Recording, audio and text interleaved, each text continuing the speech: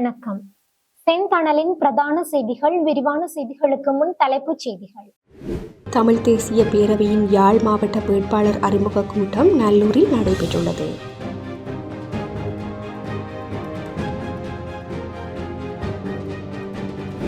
யாழில் இடுகாடு ஒன்றில் சுற்றுலா தலம் அமைக்க நடவடிக்கை எடுக்கப்பட்டுள்ளமைக்கு மக்கள் விசனம் வெளியிட்டுள்ளனர்.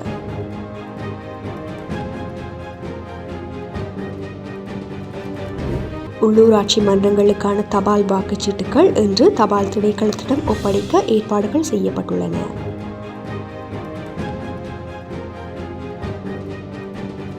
பண்டிகை காலத்தை முன்னிட்டு சாரதிகளுக்கு முக்கிய அறிவிப்பொன்று வெளியிடப்பட்டுள்ளது.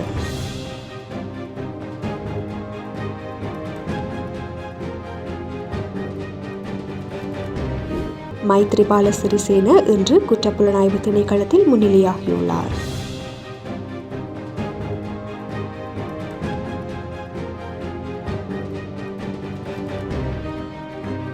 நாமல் ராஜபக்ஷ இன்று குற்றப்புலனாய்வு திணைக்களத்தில் முன்னிலையாகியுள்ளார்.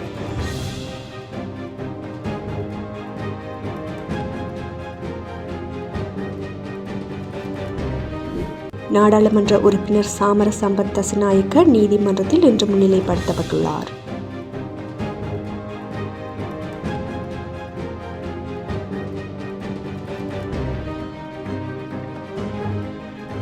கொழும்பில் வீட்டின் முன் விளையாடிக் கொண்டிருந்த 3 சிறுவர்கள் மீது மகிழுந்து மோதியதில் சிறுமி ஒருவர் உயிரிழந்துள்ளார்.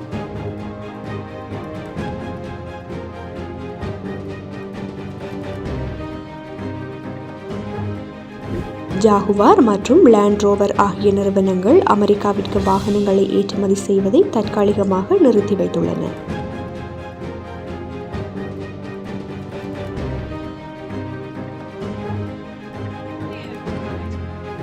கான் யூனிஸில் உள்ள ஊடகவியலாளர்கள் தங்கியிருந்த கூடாரத்தை இலக்கு வைத்து இஸ்ரேல் ராணுவம் தாக்குதல் மேற்கொண்டுள்ளது. தொடர்வென விரிவான செய்திகள். தமிழ் தேசிய பேரவையின் யாழ் மாவட்ட வேட்பாளர் அறிமுக கூட்டம் நல்லூரில் நடைபெற்றுள்ளது.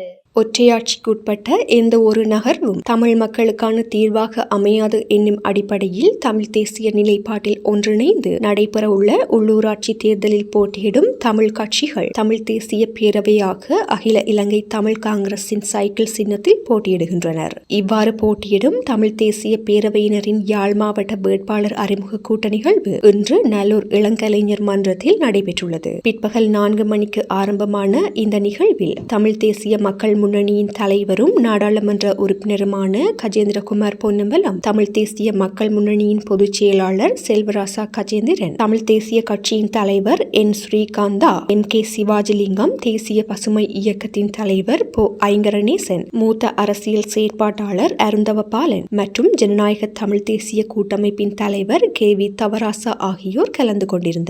தமிழ் தேசிய இனத்தினுடைய எழுச்சியை வலுப்படுத்துகின்ற ஒரு உள்ளூராட்சி மன்ற தேர்தலை, அந்த தேர்தலிலே போட்டியிடுகின்ற வேட்பாளர்களை அறிமுகப்படுத்துகின்ற இந்த நிகழ்விலே தொடர்ந்து தமிழ் தேசிய விடுதலை போராட்டத்தில் வீரச்சாவை தழுவிக்கொண்ட மாவீரர்களையும் இந்த விடுதலை போராட்டத்திற்கு பங்காற்றிய காரணத்திற்காக ஸ்ரீலங்கா அரச படைகளால் அநியாயமாக கொல்லப்பட்ட பொதுமக்களுக்குமாக அகவணக்கம் செலுத்துவோம்.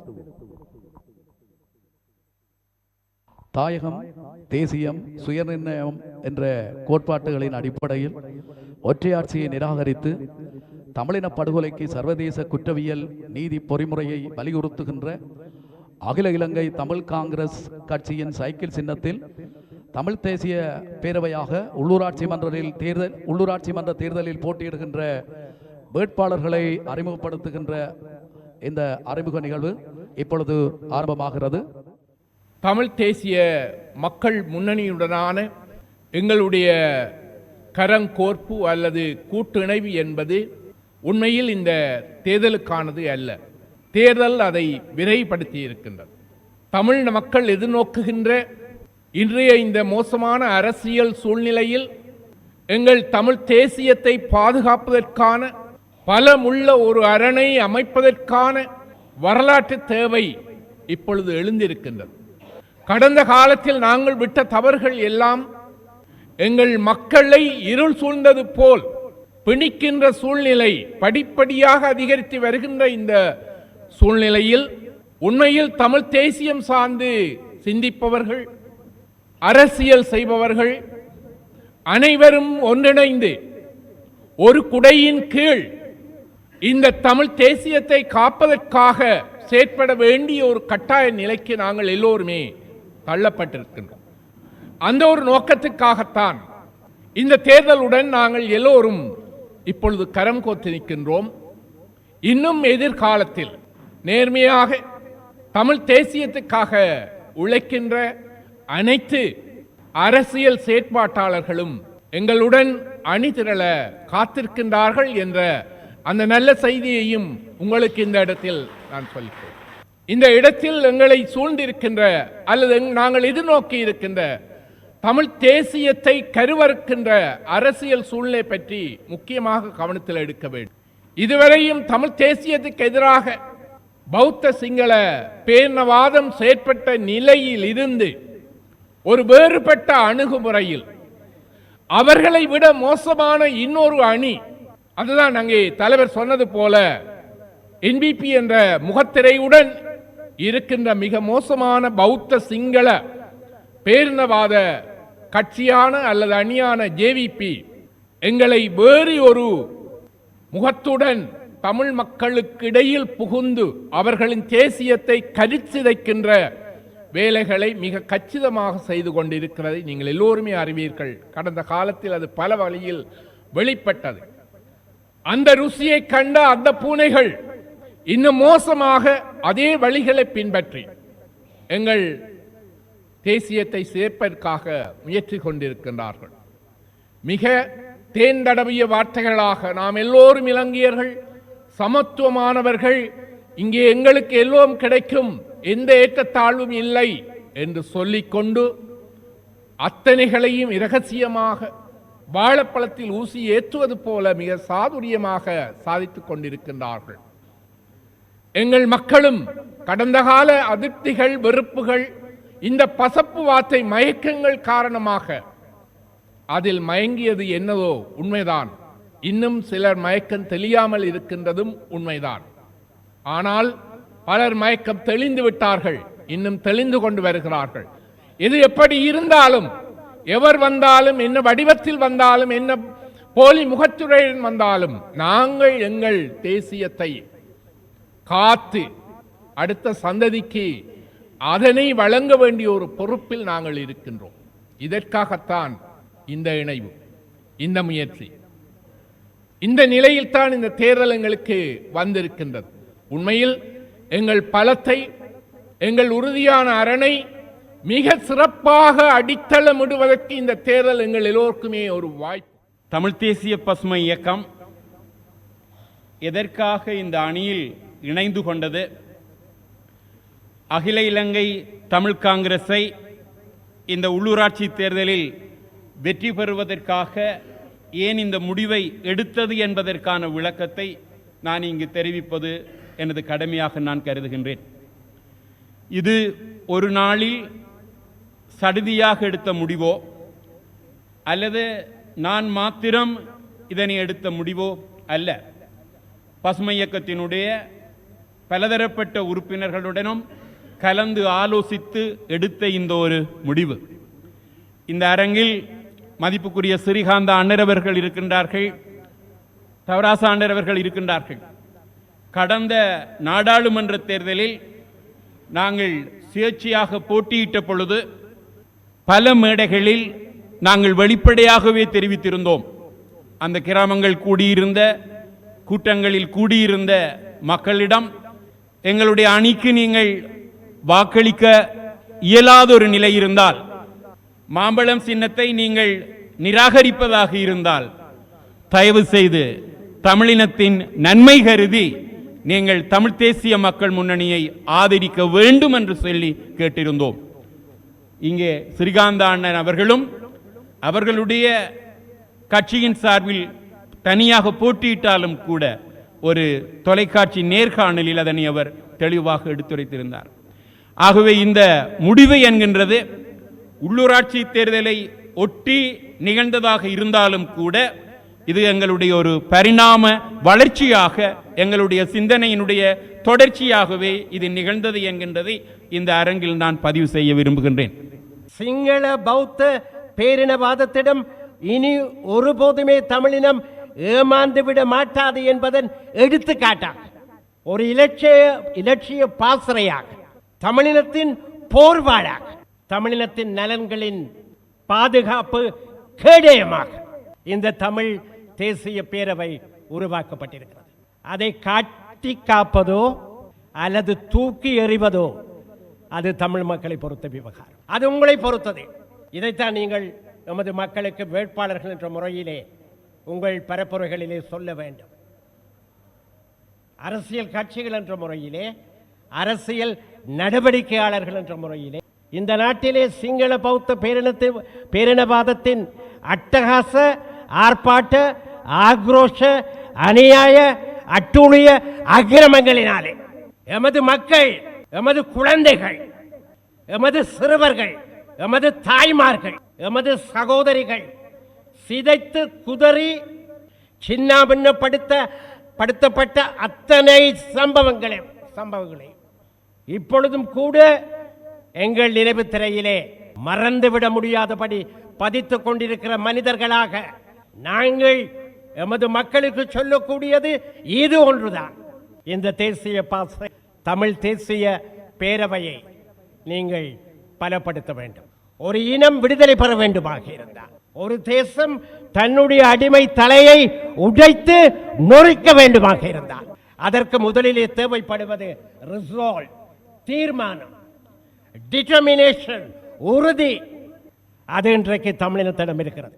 தமிழ் இன அழிப்பை செய்வதற்கு மிகவும் தீவிரமாக அந்த காலகட்டத்திலே மஹிந்த ராஜபக்ச அரசுக்கு ஆதரவு கொடுத்து கொண்டிருந்த ஜேவிபி அமைப்பு, மஹிந்த ராஜபக்ச இனவாதத்தை கக்கிக் கொண்டிருந்த காலத்திலே சிங்கள தேசத்தை முழுமையாக அரவணைத்து வெறுமனே இனவாதத்தின் அடிப்படையில் மட்டுமல்லாமல் தத்துவ ரீதியாக, அரசியல் தத்துவ ரீதியாகவும் அந்த போருக்கான முழுமையான அங்கீகாரத்தை சிங்கள மக்கள் மட்டத்திலே பெற்றுக் கொடுப்பதற்கு செயல்பட்ட ஜேவிபி அமைப்பினுடைய முகவர் அமைப்பாக இருக்கக்கூடிய தேசிய மக்கள் சக்தி தமிழர் தாயகத்திலேயும் கூட ஒரு மிகுந்த பலமான ஒரு ஆணையை பெற்றதாக கூறக்கூடிய ஒரு நிலைமை உருவாக்கி இருந்தது. 2009 மே மாதம் 18ஆம் தேதி எங்களுடைய விடுதலை போராட்டம், எங்களுடைய உரிமை போராட்டம் உயிர் ரீதியாக அழியாமல் இருப்பதாக இருந்தால், கொள்கையை கைவிட்டு ஒற்றையாட்சிக்கு இணங்குவதற்கு தயார் என்ற ஒரு செய்தியை கொடுத்திருந்தால் இன்றைக்கும் எம்மோடு பலர் உயிரோடு இருந்திருப்பார்கள். உயிரா உரிமையா என்ற தெரிவு கண்ணுக்கு முன்னால் இருந்த பொழுது உயிர் போனாலும் உரிமை கைவிட முடியாது என்ற முடிவு தான் எடுக்கப்பட்டது. ஆனால் அப்படிப்பட்ட ஒரு சூழலிலே தமிழ் தேசத்துடைய உரிமை பயணம் எதிரியால் தோற்கடிக்கப்பட முடியவில்லை. உயிர் போயிருக்கலாம், ஒரு இன அழிப்பை செய்திருக்கலாம், ஆனால் தமிழர்களுடைய, தமிழ் தேசத்துடைய உரிமை தாகம் அழிக்க முடியாமல் மிகவும் பலமாக அன்றைக்கு இருந்தது. 15 வருஷங்களுக்கு பிறகு இந்த தேர்தல் முடிவாலே அந்த உறுதிப்பாட்டு தள்ளாடி கொண்டிருக்கின்ற ஒரு நிலைமை உருவாகி இருக்கின்றது. யாழில் இடுகாடு ஒன்றில் சுற்றுலா தலம் அமைக்க நடவடிக்கை எடுக்கப்பட்டுள்ளமைக்கு மக்கள் விசனம் வெளியிட்டுள்ளனர். யாழ்ப்பாணத்தில் இடுகாடு ஒன்றினை தனியார் ஒருவர் கொள்வனவு செய்து அதில் சுற்றுலா தலம் ஒன்றினை அமைக்க நடவடிக்கை எடுத்துள்ளமைக்கு மக்கள் விசனம் வெளியிட்டுள்ளனர். சுழிபுரம் பகுதியில் உள்ள காணி ஒன்றை நீண்ட காலமாக அந்த பகுதி மக்கள் இடுகாடாக பயன்படுத்தி வருகின்றனர். அங்கு சுமார் 150க்கும் மேற்பட்ட உடலங்கள் நல்லடக்கம் செய்யப்பட்டுள்ள நிலையில் பல கல்லறைகளும் கட்டப்பட்டுள்ளன. அத்துடன் அப்பகுதியில் சிறுமி ஒருவர் பாலியல் வன்கொடுமைக்கு உள்ளாக்கப்பட்டு படுகொலை செய்யப்பட்ட நிலையில் சிறுமியின் உடலும் நீதிமன்ற உத்தரவின் பேரில் குறித்த இடுகாட்டிலேயே புதைக்கப்பட்டுள்ளதுடன் அந்த வழக்கு விசாரணைகள் நீதிமன்றத்தில் நிலுவையில் உள்ளது. இந்த நிலையில் குறித்த இடுகாடு அமைந்துள்ள காணியை அண்மையில் தான் பணம் கொடுத்து வாங்கியதாகவும் அது தனக்கு சொந்தமானது என கூறி கல்லறைகளை அகற்றிவிட்டு அதில் சுற்றுலா தலம் ஒன்றினை அமைக்க நடவடிக்கை எடுத்துள்ளதாக தனியார் ஒருவர் அந்த பகுதி மக்களிடம் தெரிவித்துள்ளார். இது தொடர்பில் பிரதேச செயலாளரிடம் தெரிவித்த நிலையில் குறித்த காணி தனியாருக்கு சொந்தமானது எனவும் இடுகாட்டிற்காக மூளாய் பகுதியில் 2 ஏக்கர் காணியை ஒதுக்கியுள்ளதாகவும் தெரிவித்துள்ளார். இருப்பினும் எமது உறவுகளின் கல்லறைகள் இந்த இடுகாட்டில் உள்ளது, அதனை ஒருவர் அளித்து அதன் மீது சுற்றுலா தலம் ஒன்றினை அமைப்பதனை எம்மால் ஏற்றுக்கொள்ள முடியாது. எனவே எமது இடுகாட்டினையும் எமது உறவினர்களது கல்லறைகளையும் பாதுகாத்து தாருங்கள் என அந்த பகுதி மக்கள் கோரிக்கை விடுத்துள்ளனர். உள்ளூராட்சி மன்றங்களுக்கான தபால் வாக்குச்சீட்டுகள் இன்று தபால் திணைக்களத்திடம் ஒப்படைக்க ஏற்பாடுகள் செய்யப்பட்டுள்ளன. 114 உள்ளூராட்சி மன்றங்களுக்கான தபால் வாக்குச்சீட்டுகள் இன்று தபால் திணைக்களத்திடம் ஒப்படைக்க ஏற்பாடுகள் செய்யப்படும் என தேர்தல்கள் ஆணைக்குழுவின் தலைவர் ஆர்எம்ஏஎல் ரத்நாயக்க தெரிவித்துள்ளார். அத்தோடு நீதிமன்ற நடைமுறைக்கு பின்னர் ஏனைய உள்ளூராட்சி மன்றங்களுக்கான தபால் வாக்குச்சீட்டுகளை விநியோகிக்க தேவையான நடவடிக்கைகள் எடுக்கப்படும் எனவும் அவர் தெரிவித்துள்ளார். இதேவேளை உள்ளூராட்சி மன்ற தேர்தல் தொடர்பான பதிவு செய்யப்பட்ட தபால் வாக்குச்சீட்டுகள் அடங்கிய பொதிகளை பெறுவதற்கான அனைத்து ஏற்பாடுகளும் தற்போது தயார் நிலையில் இருப்பதாக தபால்மா அதிபர் ருவன் சத்குமார தெரிவித்துள்ளார். அத்தோடு தபால் சீட்டு விநியோக நடவடிக்கைகள் இன்று பிற்பகல் அல்லது நாளை ஆரம்பமாகும் எனவும் அவர் தெரிவித்துள்ளார். இதற்கிடையில் அனைத்து உள்ளூராட்சி மன்றங்களுக்கான தபால் வாக்குச்சீட்டுகள் அச்சிடும் பணிகள் நிறைவடைந்துள்ளதாக அரசாங்க அச்சக திணைக்களம் தெரிவித்துள்ளது. அதற்கமைய குறித்த தபால் வாக்குச்சீட்டுகள் தேர்தல் ஆணைக்குழுவிடம் ஒப்படைக்கப்பட்டுள்ளதாக அரசு அச்சக அதிகாரி பிரதீப் புஷ்பகுமார தெரிவித்துள்ளார்.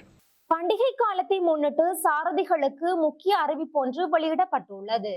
பண்டிகை காலத்தை முன்னிட்டு சாரதிகளுக்கு முக்கிய அறிவிப்பொன்று வெளியிடப்பட்டுள்ளது. அதன்படி குறித்த காலப்பகுதியில் போக்குவரத்து சட்டங்களை மீறும் சாரதிகளுக்கு எதிராக கடுமையான நடவடிக்கை எடுக்கப்படும் என வீதி பாதுகாப்பு மற்றும் போக்குவரத்திற்கு பொறுப்பான பிரதி ஸ்ரீலங்கா காவல்துறை மா அதிபர் இந்திக கபுகொட தெரிவித்துள்ளார். அத்தோடு குடிபோதையில் வாகனம் ஓட்டுபவர்களை கைது செய்யும் நடவடிக்கைகளுக்காக நாடு முழுவதும் உள்ள ஸ்ரீலங்கா காவல்துறை நிலையங்களுக்கு 1,50,000 மூச்சு பரிசோதனை கருவிகள் விநியோகிக்கப்பட்டுள்ளதாகவும் அவர் தெரிவித்துள்ளார். இதேவேளை எதிர்வரும் சிங்கள மற்றும் தமிழ் புத்தாண்டு கொண்டாட்டங்களை முன்னிட்டு நாடளாவிய ரீதியில் மதுபான சாலைகளை மூடுவதற்கு காலால் திணைக்களம் அறிவித்தல் விடுத்திருந்தது. இந்த நிலையில் இந்த காலப்பகுதியில் போதைப் பொருள் குற்றங்கள் மற்றும் புகையிலை குற்றங்கள் தொடர்பான முறைப்பாடுகளை 1913 என்ற இலக்கத்திற்கு அழைத்து தெரிவிக்குமாறு பொதுமக்களுக்கு அறிவுறுத்தல் வழங்கப்பட்டுள்ளமை குறிப்பிடத்தக்கது. மைத்திரிபால சிறிசேன இன்று குற்றப்புலனாய்வு திணைக்களத்தில் முன்னிலையாகியுள்ளார். முன்னாள் ஜனாதிபதி மைத்திரிபால சிறிசேன இன்று குற்றப்புலனாய்வு திணைக்களத்தில் முன்னிலையாகியுள்ளதாக தகவல் வெளியாகியுள்ளது. வாக்குமூலம் ஒன்றை வழங்குவதற்காக குற்றப்புலனாய்வு திணைக்களத்திற்கு வருகை தந்துள்ளதாக ஸ்ரீலங்கா காவல்துறை தெரிவித்துள்ளது. அதன்படி அரசியல்வாதிகள் உட்பட்ட பலருக்கு ஜனாதிபதி நிதியிலிருந்து நிதி ஒதுக்கப்பட்டமை தொடர்பான விசாரணைகள் தொடர்பாக வாக்குமூலம் பதிவு செய்வதற்காகவே முன்னாள் ஜனாதிபதி குற்றப்புலனாய்வு திணைக்களத்திற்கு அழைக்கப்பட்டுள்ளதாக தெரிவிக்கப்படுகின்றது. இதேவேளை 2008 முதல் 2024 வரையான காலப்பகுதியில் ஜனாதிபதி நிதியத்திலிருந்து பணம் பெற்றதாக குற்றம் சாட்டப்பட்ட 22 முன்னாள் அமைச்சர்கள் மற்றும் நாடாளுமன்ற உறுப்பினர்கள் தொடர்பில் குற்றப்புலனாய்வு திணைக்களத்தின் நிதி மற்றும் வணிக குற்ற விசாரணை பிரிவில் அண்மையில் விசாரணைகள் ஆரம்பிக்கப்பட்டுள்ளன. அத்துடன் ஜனாதிபதி நிதியத்திலிருந்து இந்த பணம் பெறப்பட்டது தொடர்பான 22 கோப்புகள் விசாரணை அதிகாரிகளால் கைப்பற்றப்பட்டுள்ளதாக காவல்துறையினர் தெரிவித்துள்ளனர். அந்த கோப்புகள் தொடர்பாக 22 முன்னாள் அமைச்சர்கள் மற்றும் நாடாளுமன்ற உறுப்பினர்கள் பல்வேறு தொகைகளில் 100 மில்லியன் ரூபாவிற்கு மேல் பெற்றுள்ளதாக தெரிய வந்துள்ளது.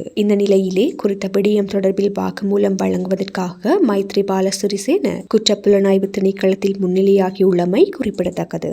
நாமல் ராஜபக்ஷ இன்று குற்றப்புலனாய்வு திணைக்களத்தில் முன்னிலையாகியுள்ளார். நாடாளுமன்ற உறுப்பினர் நாமல் ராஜபக்ஷ இன்று குற்றப்புலனாய்வு திணைக்களத்தில் முன்னிலையாகி வாக்குமூலம் வழங்கிவிட்டு வெளியேறியுள்ளார். நாமல் ராஜபக்ஷவின் பாட்டியான டெய்சி ஃபாரஸ்ட் வன தூய்மையாக்கல் தொடர்பில் சமீபத்தில் குற்றப்புலனாய்வு பிரிவில் முன்னிலையாகி வாக்குமூலம் வழங்கியதை தொடர்ந்து கைது செய்யப்பட்டு பின்னர் பிணையில் செல்ல அனுமதிக்கப்பட்டார். இந்நிலையில் தனது பாட்டி டெய்சி தொடர்பாக வாக்குமூலம் வழங்குவதற்காக தனக்கு இன்று அழைப்பு விடுக்கப்பட்டிருந்ததாக நாமல் ராஜபக்ஷ தெரிவித்துள்ளார். அத்தோடு குற்றப்புலனாய்வு திணைக்களத்தில் முன்னிலையாவது என்பது தற்போது ஒரு பொதுவான நிகழ்வாகிவிட்டது எனவும் நாமல் தெரிவித்துள்ளார். இதேவேளை நாடாளுமன்ற உறுப்பினர் நாமல் ராஜபக்ஷவின் சட்டத்தரணி தகமை தொடர்பில் விசாரணைகளை ஆரம்பித்துள்ளதாக குற்றப்புலனாய்வு திணைக்களம் கொழும்பு பிரதான நீதவான் நீதிமன்றில் கடந்த 3ஆம் நாள் அறிவித்துள்ளமை குறிப்பிடத்தக்கது. நாடாளுமன்ற உறுப்பினர் சாமர சம்பத் தசநாயக்க நீதிமன்றத்தில் இன்று முன்னிலைப்படுத்தப்பட்டுள்ளார். கைது செய்யப்பட்டு விளக்கமறியலில் வைக்கப்பட்டிருந்த நாடாளுமன்ற உறுப்பினர் சாமர சம்பத் தசநாயக்க நீதிமன்றத்தில் முன்னிலைப்படுத்தப்பட்டுள்ளார். இதன்படி இன்று காலை பதுளை நீதவான் நீதிமன்றத்தில் அவர் முன்னிலைப்படுத்தப்பட்டுள்ளார். கடந்த மாதம் 27ஆம் நாள் 3 குற்றச்சாட்டுகளின் கீழ் கைதான அவர் அன்றைய நாள் கொழும்பு பிரதான நீதவான் தனுஜா லாக்மாலி முன்னிலையில் முன்னிலைப்படுத்தப்பட்டார். இதன்போது 2 குற்றச்சாட்டுகளுக்காக அவருக்கு பிணை வழங்கப்பட்ட நிலையில் மற்றொரு குற்றச்சாட்டுக்காக அவரை இன்று வரை விளக்கமறியலில் வைக்குமாறு நீதவான் உத்தரவிட்டார். இதனையடுத்து அவரை தொடர்ந்து 8ஆம் நாள் வரை விளக்கமறியலில் வைக்க கொழும்பு நீதவான் நீதிமன்றம் கடந்த 1ஆம் நாள் உத்தரவிட்டது. குறித்த உத்தரவை கொழும்பு நீதவான் தனுஜா லக்மாலி பிறப்பித்திருந்தார். இந்த நிலையில் இன்று அவர் பதுளை நீதவான் நீதிமன்றத்தில் முன்னிலைப்படுத்தப்பட்டுள்ளமை குறிப்பிடத்தக்கது. கொழும்பில் வீட்டின் முன் விளையாடிக் கொண்டிருந்த 3 சிறுவர்கள் மீது மகிழுந்து மோதியதில் சிறுமி ஒருவர் உயிரிழந்துள்ளார். கொழும்பு மகாபாகை பகுதியில் வீட்டின் முன் விளையாடிக் கொண்டிருந்த 3 சிறுவர்கள் மீது வாகனத்தை மோதிவிட்டு தப்பிச் சென்ற சாரதி ஸ்ரீலங்கா காவல்துறையினரால் தேடப்பட்டு வருகின்றார். இந்த விபத்தில் ஒரு சிறுமி உயிரிழந்த நிலையில் சாரதியை கைது செய்வதற்கான நடவடிக்கைகள் முன்னெடுக்கப்பட்டு வருகின்றன. இந்த விபத்து சம்பவம் கடந்த 5ஆம் நாள் மாலை 4:20 மணியளவில் மகாபாகை ஸ்ரீலங்கா காவல்துறையினர் பிரிவில் இடம்பெற்றுள்ளது. ஸ்ரீலங்கா காவல்துறையினரின் தகவலுக்கு அமைய மகிழுந்தை ஓட்டிய ஓட்டுநர் உந்துருளி ஒன்றை துரத்தி வந்துள்ளார்.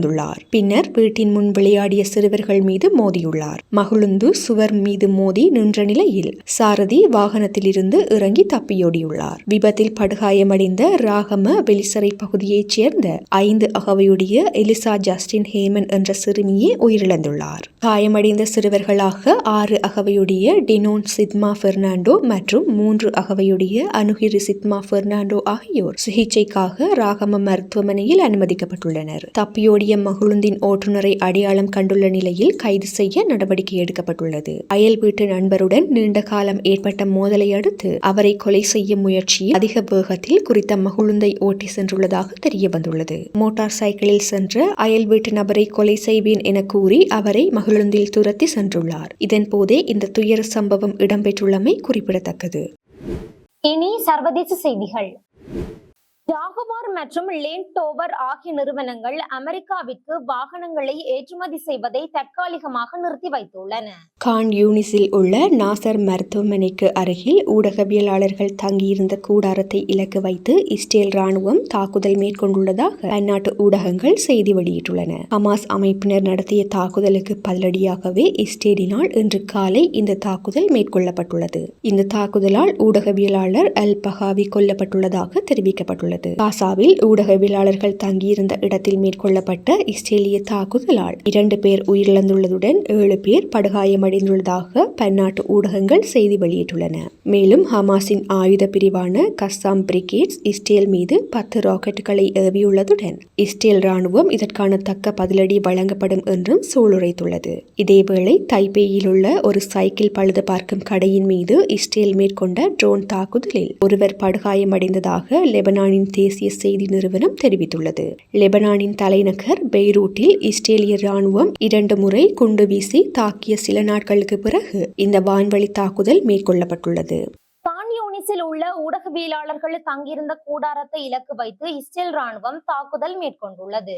பிரித்தானியாவின் முன்னணி மகிழுந்து உற்பத்தியாளரான ஜாகுவார் மற்றும் லேண்ட் ரோவர் அமெரிக்காவிற்கு வாகனங்களை ஏற்றுமதி செய்வதை தற்காலிகமாக நிறுத்துவதாக அறிவித்துள்ளன. அமெரிக்க ஜனாதிபதி டொனால்ட் ட்ரம்பினால் விதிக்கப்பட்ட பரஸ்பர வரியை தொடர்ந்து இந்த முடிவு எடுக்கப்பட்டதாக தெரிவிக்கப்படுகிறது. இந்த நிறுவனங்கள் இந்தியாவின் டாடா மோட்டார்ஸிற்கு சொந்தமான கோவென்ட்ரியை தளமாக கொண்டு அமைந்துள்ளன. குறித்த வரியால் மகிழுந்துகளின் விலைகளில் ஏற்பட போகும் தாக்கத்தை மதிப்பிடுவதற்கும் அதிகரித்த செலவுகளை எவ்வாறு ஈடு செய்வது என்பது குறித்து முடிவு வந்த பிறகே இந்த ஏற்றுமதி தொடரப்படும் என நம்பப்படுகின்றது. அமெரிக்க சந்தையில் அதன் வருடாந்திர வாகன விற்பனையில் கிட்டத்தட்ட கால் பங்கினை குறித்த நிறுவனங்கள் கொண்டுள்ளன. இதன்படி ஜாகுவார் மற்றும் லேண்ட் ரோவர் உற்பத்திகள் ஏற்கனவே அமெரிக்க பங்கு சந்தையில் முக்கிய இடத்தை பிடித்துள்ளன.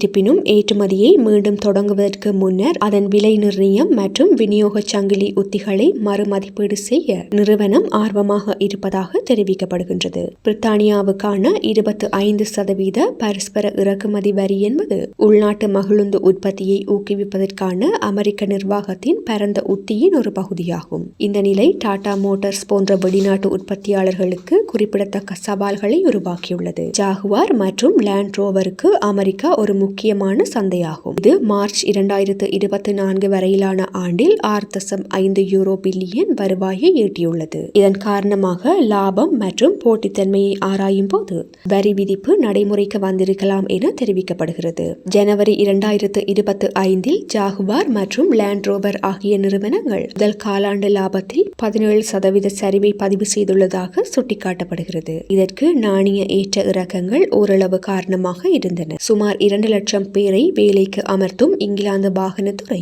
ஐரோப்பிய ஒன்றியத்திற்கு பின்னர் அதன் இரண்டாவது பெரிய சந்தையான அமெரிக்காவிற்கான ஏற்றுமதியை பெரிதும் நம்பியுள்ளது. மோட்டார் உற்பத்தியாளர்கள் மற்றும் வர்த்தகர்கள் சங்கத்தின் கூற்றுப்படி 2024 ஆண்டில் 7.6 பில்லியன் மதிப்புள்ள பிரித்தானியாவில் தயாரிக்கப்பட்ட மகிழுந்துகளில் 20% அமெரிக்கா பெறுகின்றது. 2024 ஆண்டின் 3வது காலாண்டில் ஜாகுவார் மற்றும் லேண்ட் ரோவர் மாத்திரம் சுமார் 38,000 வாகனங்களை அமெரிக்காவிற்கு ஏற்றுமதி செய்துள்ளன. மகிழுந்து உற்பத்தியாளர்கள் மீதான சுமையை குறைக்க அமெரிக்காவுடன் இருதரப்பு வர்த்தக ஒப்பந்த பேச்சுவார்த்தை நடத்த வேண்டிய அழுத்தத்தில் இங்கிலாந்து அரசாங்கம் உள்ளது.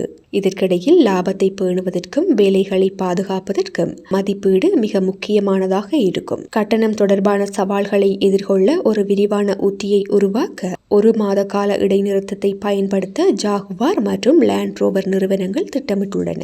மதிப்பீடு முடிந்ததும் நிறுவனம் அதன் நீண்டகால அணுகுமுறையை அறிவிக்கும் என்று தொழில் வல்லுநர்கள் எதிர்பார்க்கின்றனர். இங்கு ஜாகுவார் மற்றும் லேண்ட் ரோவரின் இடைநிறுத்தம் ட்ரம்ப் நிர்வாகத்தின் வர்த்தக கொள்கைகள் இங்கிலாந்து மகிழுந்து துறையில் ஏற்படுத்தும் அதிர்வு விளைவுகளை எடுத்து காட்டுகின்றமை குறிப்பிடத்தக்கது.